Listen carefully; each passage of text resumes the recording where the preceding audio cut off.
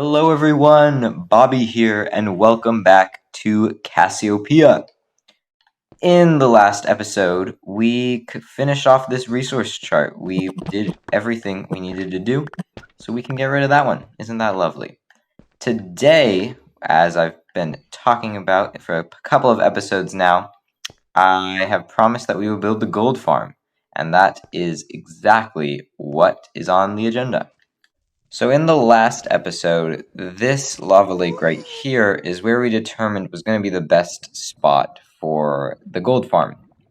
Since then, I have finished getting all of the resources for the farm. We already had the magma blocks, but I got some of the more strange or resources such as sea turtle eggs and coral fans, and then just all of the other stuff that's going to be needed. Things have not been going great. Nothing has gone terribly so far, but we've been having quite a bit more trouble than I would hope for. First of all, this whole thing is quite more dangerous than I would hope. With gas and just being completely on top of a massive lava lake on a one-block bridge of glass.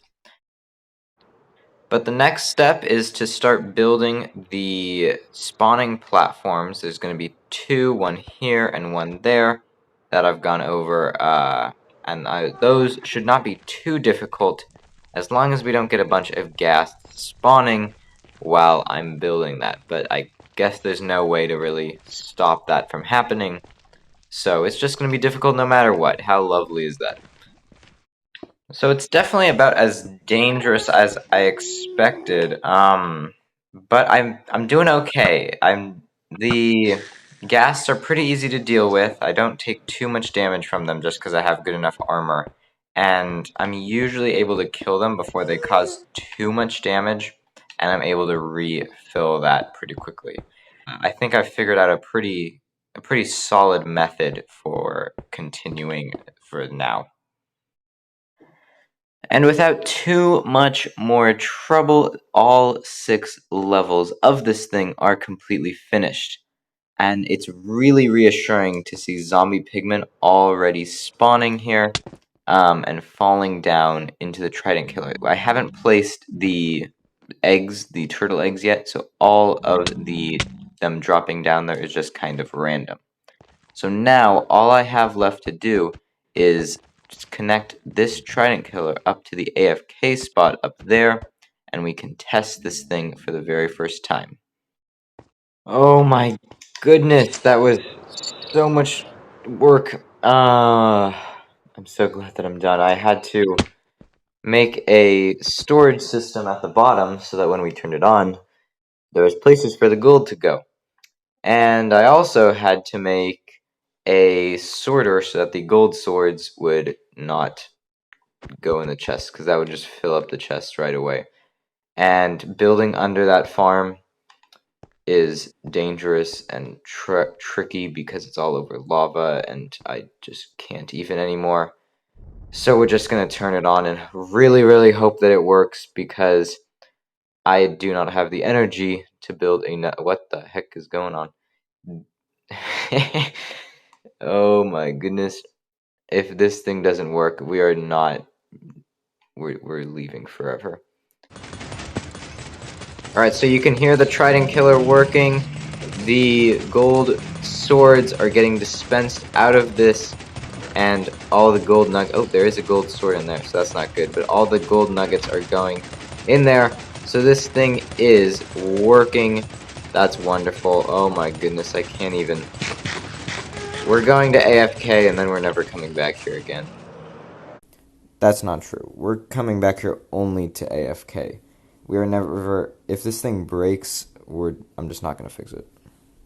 So after AFKing here for about 4 hours, I got about 4 stacks of gold bars. I counted them up. If you add these gold nuggets and turn them into gold bars / ingots, you'd get about a stack an hour, which isn't as good rates as I was expecting, but at this point, I just don't even care. I'm just glad that we are getting some gold.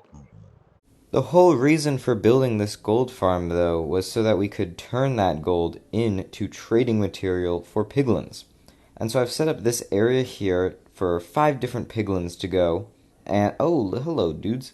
We don't actually need you quite yet. You're gonna have to give me just a second. Come back later.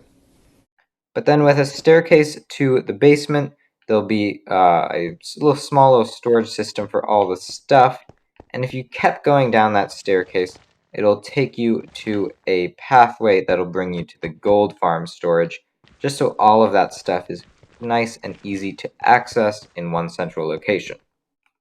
So my plan is to get some piglins to follow me through this tunnel, block them off at this end, and then once they're all in there, I can set up the redstone with them already there. Come and get me.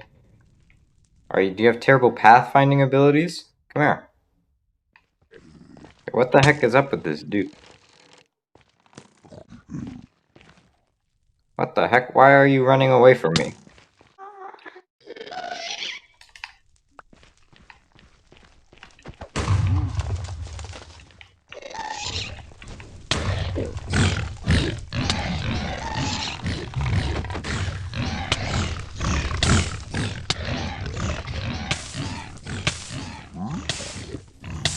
Oh.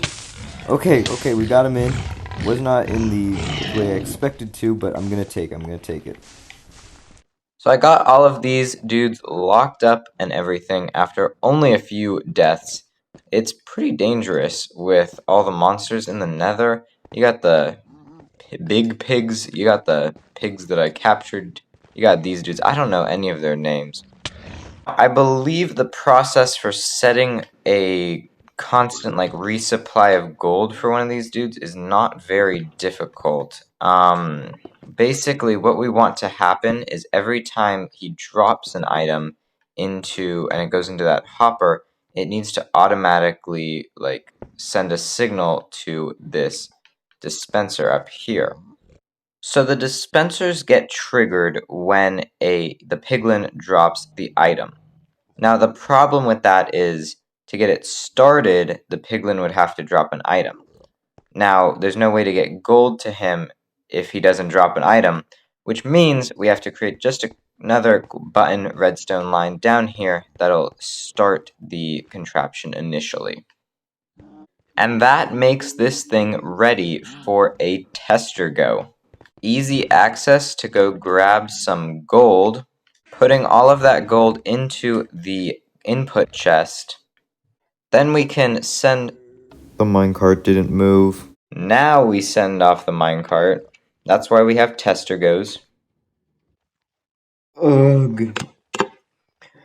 Why does everything in the nether have to be so difficult? I was so glad to be done with the gold farm, and just when I think I'm done with this thing, so many problems arise. Give me just a second. I'll go through everything, try and figure out what all is wrong, and I will be back in a moment, hopefully with everything fixed and working. I'm not going to bore you with the details, but basically everything was wrong.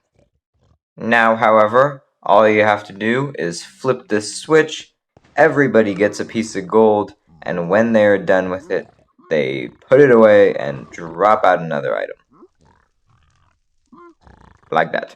They automatically get another one, and all of the stuff they drop comes down here to fill her up. And look at that, we're getting the quartz we needed. A very little bit of gold makes its way down here, but that is much better than the 100% of gold that was making its way down here previously. At this point, I have came and done what I hoped to do. We got gold farm going, the gold trading farm going, everything is just how I wanted it, and because it's working, I'm not going to change it. Instead, I'm just going to be thankful that this farm is finally working and go do something else. That does mean, however, that this is going to be the end of this gold-filled episode. I hope everyone enjoyed learning maybe just to how to use gold farms and gold technology. It was a bit of a frustrating episode, but it was something we needed to get done, and I'm glad that it's working so well. Thank you everyone for watching, and I will see you all in the next episode. Adios!